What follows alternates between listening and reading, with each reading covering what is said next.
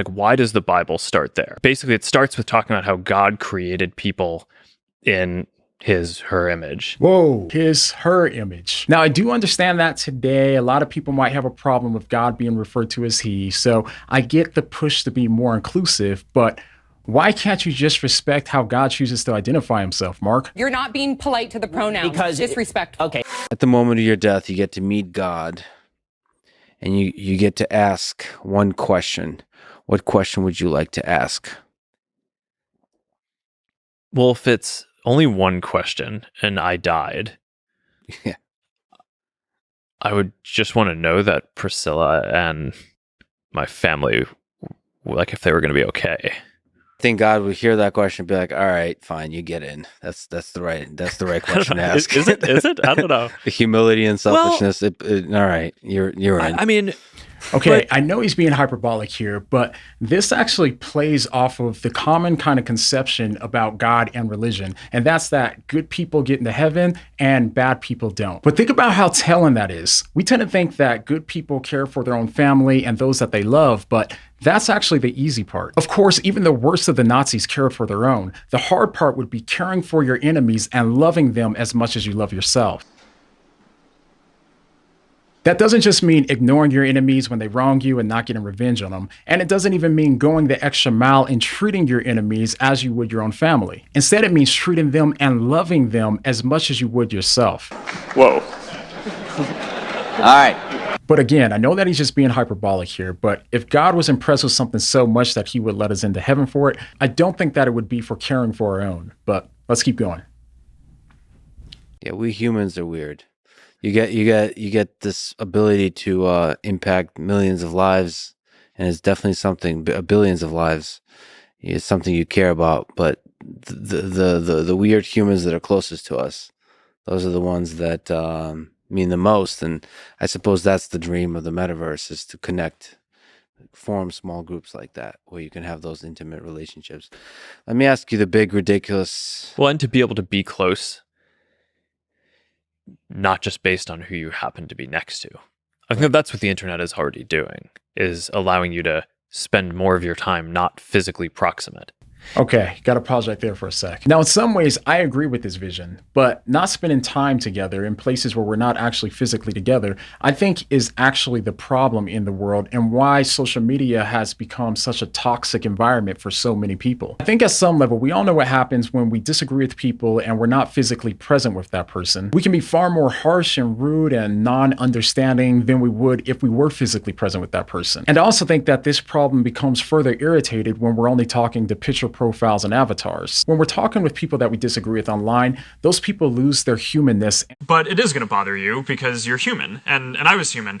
I am human, still. And it's a lot easier for us to demonize this caricature of the person that we have, that there's this theme behind what he's saying about how important connection is, and I think that that's significant. I'll talk about that in just a sec. Let's just have him finish his thought first.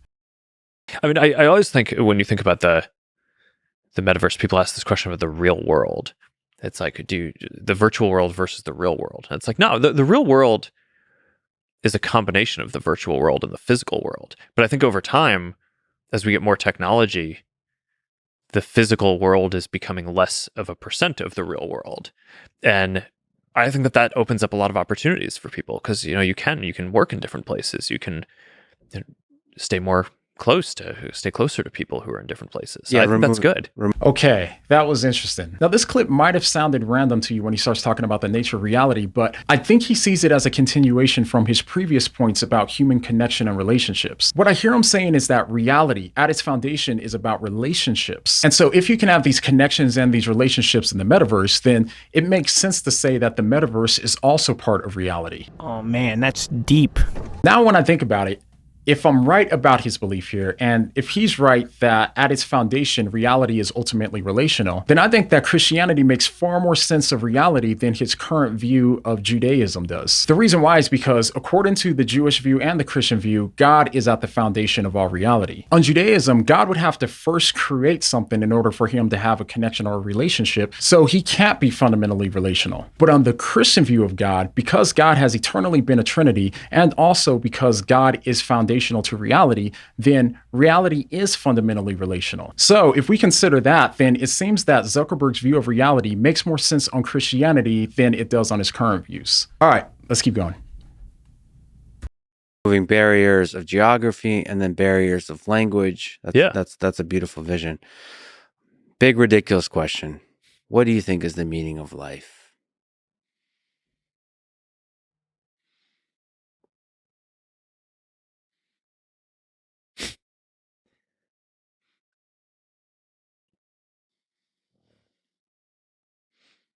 I think that, well, there are probably a couple of different ways that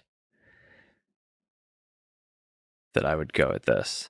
But I think it gets back to this last question that we talked about the duality between you have the people around you who you care the most about, and then there's like this bigger thing that maybe you're building.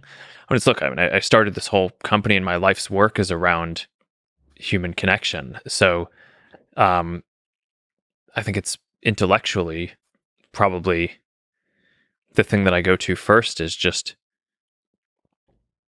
that human connection is the meaning. Man, I have so many thoughts about what he just said, but I just thought that this would probably take too long to flesh out, so maybe I'll save it for another video. But let's just go ahead and continue so that way this video doesn't end up being an hour long. But here's maybe a different way of coming at this, which is maybe a more like religious in nature. I mean, I always there's a rabbi who I've studied with who kind of gave me this. We were talking through Genesis and the Bible and the Torah, and they're basically walking through. It's like, okay, you go through the 7 days of creation, and it's like, why does the Bible start there? Right? It's like it could have started anywhere, right? In terms of like how to live. But basically it starts with talking about how God created people in her image. Whoa, her image. What Bible is that rabbi reading?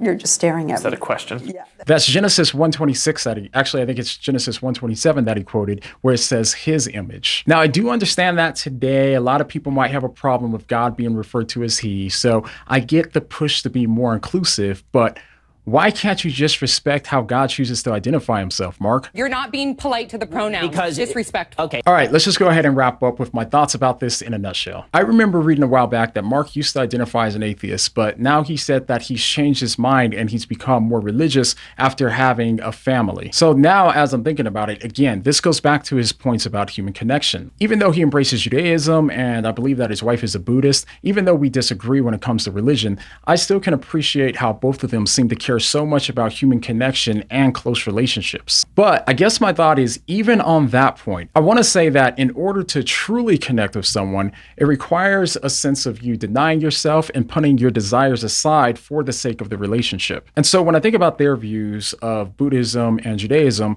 I think about how only in Christianity do we actually see the fullness of God doing exactly that, and doing it so that way we could have a relationship with him. Most religions teach that you can't have a close and a personal relationship with God, and that makes sense because relationships, in order to have a close relationship, it's going to cost you something. They'll cost us things like time and self-sacrifice, and most religions skip over this point and rightly recognize that there is a barrier between us and God. Even on Zuckerberg's view, in Judaism, God is so morally perfect and set apart that for us to even get somewhat close to him, we also must be morally perfect. But of course, none of us are. Our sin keeps us separated from God. And this was what atonement in the Old Testament described. But only in Christianity do we see the fullness of how much it costed God in order to have a relationship with us. Because he valued a relationship with us so deeply that he was willing to put on human flesh and come into our world and take on the penalty himself for the things that we freely chose to do wrong, so that way we can live in his presence as if we've never done anything wrong before. As I said before, relationships require self-giving and putting aside your desires, and that's exactly what God did for us on the cross. Now, Elon Musk has actually said a lot about meaning and purpose, and once again,